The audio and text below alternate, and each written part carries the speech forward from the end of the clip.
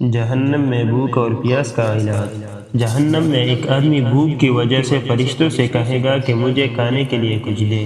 فرشتہ اس کو لے کر انگاروں کے ایک پہاڑ پر چڑھ جائے گا اور چوٹی پر سے اسے دھکا دے دے گا۔ وہ انگاروں پر گرتا ہوا نیچے آئے گا۔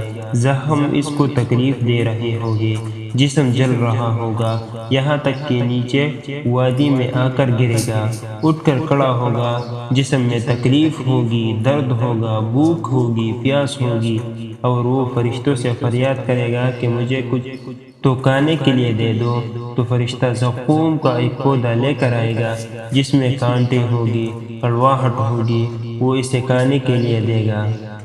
اسے اتنی بھوک لگ رہی ہوگی کہ وہ اسے کھانا شروع کر دے گا، حتیٰ کہ اس کا زہر اور اس کا کانٹے اسے جسم میں پھیل جائے گی۔ تکلیف اور زیادہ ہو جائے گی۔ وہ منت سماجت کرے گا کہ مجھے پانی لا کر دو۔ فرشتہ ایک پیالہ لے کر آئے گا جس میں ابلتی ہوئی کوئی چیز ہوگی۔ وہ پانی نہیں ہوگا بلکہ کچھ اور ہوگا۔ آئیے قرآن سے پوچھے کہ جہنمیوں کو کیا کھلایا جائے گا۔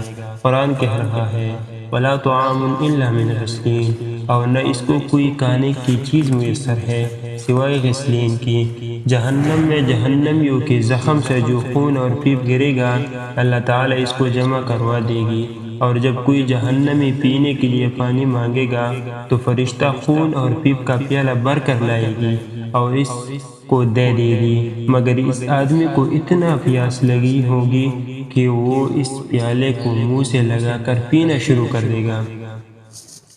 اے مشروبات پینے والوں، اے دنیا کے ذائقہ دار پانی پینے والوں، اے دنیا کی اچھی غذائیں کھانے والوں، سوچو تو صحیح کہ اگر جہنم میں چلے جائے گے تو وہاں کیا کھاؤ گے، کیا پیو گے۔ پیپ کسی جگہ پر پڑی ہو تو انسان سے اس کی بو نہیں سونگھی جاتی، اور وہاں پیپ پینے پڑ جائے گی۔